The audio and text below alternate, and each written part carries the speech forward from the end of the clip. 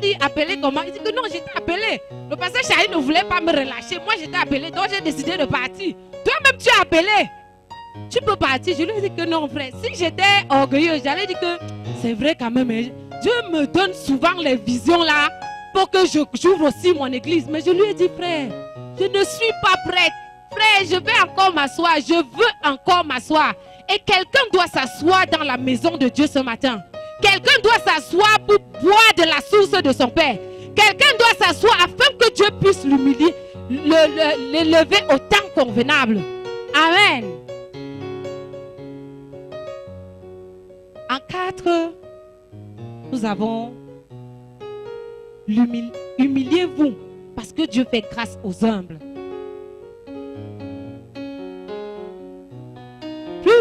Bon nombre parmi nous ont obtenu des faveurs parce qu'ils ont été humbles. Bon nombre ont obtenu des... Parce que les faveurs, ce n'est pas seulement devant les hommes, c'est aussi devant Dieu.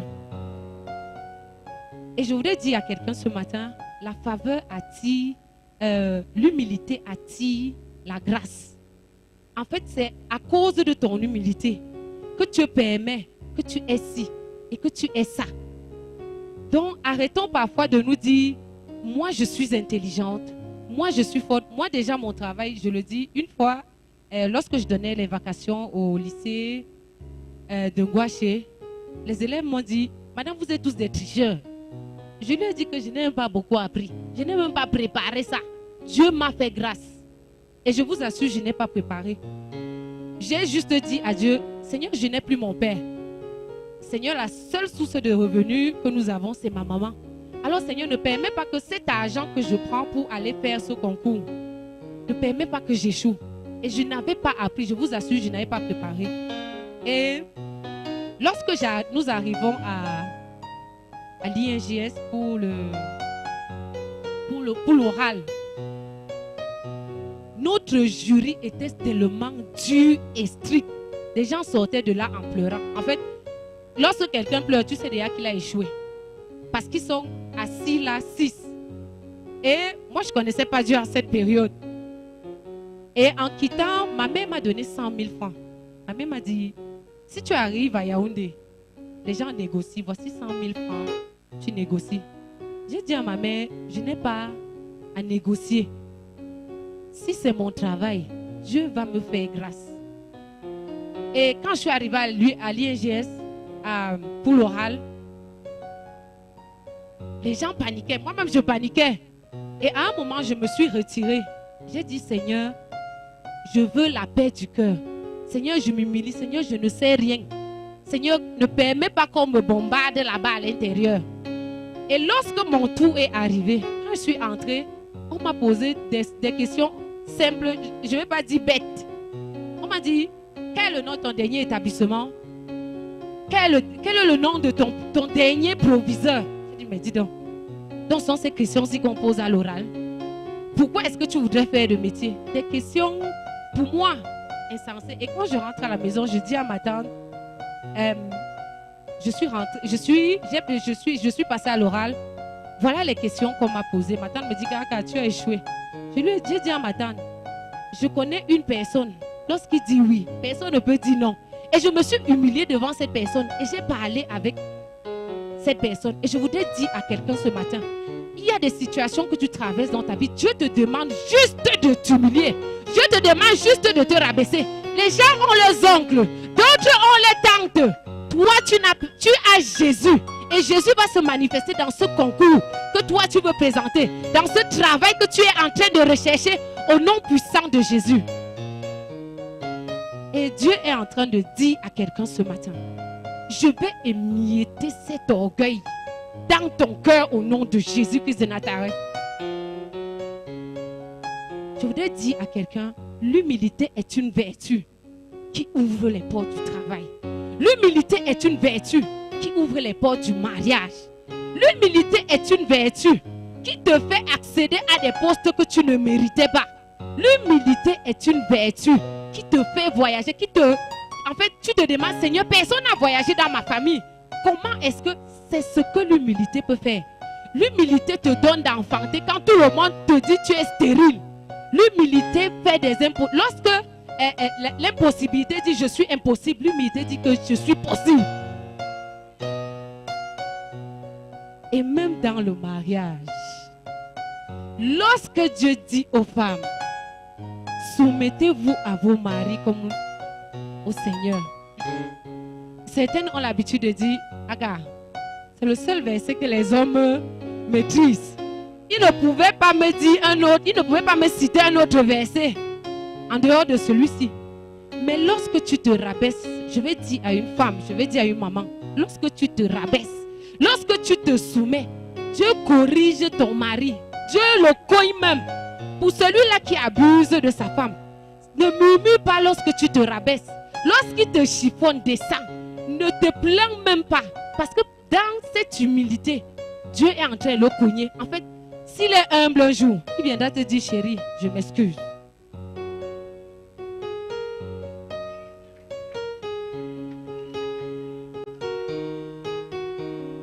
Enseigne, l'humilité est une couverture qui nous protège. Nombreux sont ceux qui pensent que l'humilité est une faiblesse. Pour moi, Nina et tous les gars, épouse aussi. L'humilité est ma force. L'humilité est ma force dans le groupe Alpha. L'humilité est ma force dans le groupe des femmes. L'humilité est ma force à la cité de célébration. Alors, je suis imperturbable quand tu m'insultes. Ce matin, on m'a lancé un mot. J'étais à 37. J'ai juste ri. J'ai dit, Seigneur, si c'est une épreuve, toi-même tu sais que j'ai bravé ça. Avant, je ne pouvais pas descendre. Mais maintenant, je peux me coucher et demander pardon. Pourquoi? Parce que Jésus a pris ma place. Parce que j'ai laissé Jésus prendre ma place. Amen. Je disais tantôt que l'humilité est une couverture. C'est un manteau invisible que nous ne voyons pas. Alors parfois lorsqu'on te piétine, lorsqu'on t'insulte, ne dis pas Seigneur, c'est encore moi qu'on insulte comme ça. Seigneur, c'est encore moi qu'on rejette comme ça. Ne dis pas Seigneur, pourquoi moi? Descends. Et autant convenable, je puis t'assurer, Dieu va les confondre avec une bénédiction. Amen. Lorsqu'on s'insulte, lorsqu'on se moque, elle est stérile. Et j'ai utilisé le livre, j'ai lu le livre de Dag Heward, c'est ce qui m'a inspiré à enseigner sur l'humilité aujourd'hui. Il dit, lorsqu'on se moque de toi, lorsqu'on t'insulte, mets juste la cape. Sois à l'image de ton Dieu. Je vais dire à quelqu'un, sois à l'image de ton Dieu ce matin. Sois à l'image quand les gens te rejettent. Sois à l'image de Dieu quand on t'insulte. Sois à l'image lorsque les gens disent, elle ne va pas arriver. Tu vas arriver au nom de Jésus. Et lorsqu'on se plaint, parfois on se plaint, Dieu dit, ouais, si ma fille pouvait comprendre, juste un peu d'humilité. Et Dieu nous dit, nous sommes faits à son image. Qu'est-ce que Jésus n'a pas supporté? Qu'est-ce que Jésus n'a pas supporté que toi tu ne peux pas supporter? Jésus avait cette capacité-là de dire aux soldats, je suis le Fils de Dieu, hein? Je peux me libérer là maintenant, je vais voir qui vous avez crucifié. Je vais voir qui vous allez crucifier. Mais Jésus a dit, pour que ce que mon Père a dit s'accomplisse, il a fallu que je permette qu'on me mette à la croix. Jésus a été sur la croix. Il a porté ton humilité afin que toi tu te rabaisses. Jésus a porté ta honte afin que toi tu te rabaisses. Lorsque les gens te disent, tu vas arriver. Je me rappelle une fois, on me disait avec mon fils, vous allez même vous en sortir. Genre, vous ne mangez pas là. Tu maigris seulement, tu es bizarre. Ces mêmes gens ont commencé par dire, elle se vante. Elle est orgueilleuse. Elle est hautaine. En fait, elle ne nous appelle même plus. Pourquoi? Parce que j'ai levé les regards sur Jésus. Je n'ai pas regardé à un homme. Je n'ai pas regardé à une femme. J'ai dit, Seigneur, c'est toi qui m'as amené ici à Bafoussam. Alors, si tu as permis ceci, Seigneur, je vais supporter. Et je sais que derrière tous, tu fais toutes choses bonnes en son temps. Maman a l'habitude de me dire, lorsque je viens devant elle avec un problème, elle me dit, tout concourt au bien de ceux qui aiment Dieu. Cette situation qui t'arrive, ne dis pas Seigneur, pourquoi moi? Seigneur, c'est encore moi. Seigneur, les gens ont fait. Seigneur, ma voisine a fait. Non, laisse-la. Ton humilité, à cause de ton humilité, comment est-ce que tu vas la prêcher si tu te chamailles chaque jour avec elle? Si elle te dit stérile, tu dis, ah maman, dans la maison de mon Dieu, il n'y a pas de stérile. Et tu t'en vas. Elle va te dire, tu es stérile, tu es stérile, tu es stérile. Le jour où tu vas accoucher, c'est elle qui viendra préparer le cuit. Amen.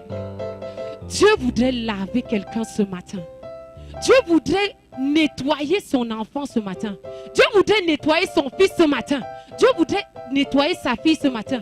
Dieu dit, ceux qui veulent être grands, qu'ils servent les autres. Tu veux qu'on te serve, serre les autres. Moi, c'est ce que j'ai compris pendant les enseignements ici à la cité de célébration. Alors ne venons pas comme des auditeurs oublieux, parce que je mets en pratique ce que papa me dit. Je permets, aujourd'hui je suis arrivé au point où même les enfants me font pleurer. Ce qui n'était pas le cas. Je disais, Seigneur, ce n'est pas possible. Mais j'ai compris que Dieu était en train de me travailler quelque chose à moi, de ressortir son jus à moi, afin que si je lui permets de ressortir ce jus-là, que je puisse exploser, que je puisse faire des grandes choses, qu'il puisse m'utiliser à faire au-delà de mon imagination. Parce que papa, nous sommes dans la maison de Dieu, nous sommes juste mesurés. Non, Seigneur, mon niveau c'est la cité de célébration, alors que Dieu te voit loin. Frère, à cause de ton humilité ce matin, Dieu va t'amener au-delà. Il va faire au-delà de ton entendement, au-delà de l'entendement des hommes. Au nom de Jésus-Christ de Nazareth, Amen. Est-ce que nous pouvons nous lever? Nous allons faire 2 prières. Tu vas dire... Forevermore, you are my love, my life, my longing heart fulfilled. Let me see Jesus. Do you desire an intimate knowledge of the Lord Jesus Christ? Do you want God's presence 24 hours every day? Do you want to hear God's voice in an unusual way?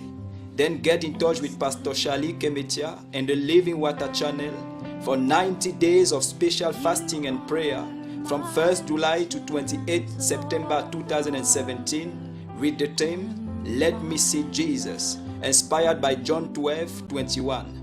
Watch it live every day on YouTube, Facebook, and the Living Water TV. Time 9 p.m. to 10 p.m.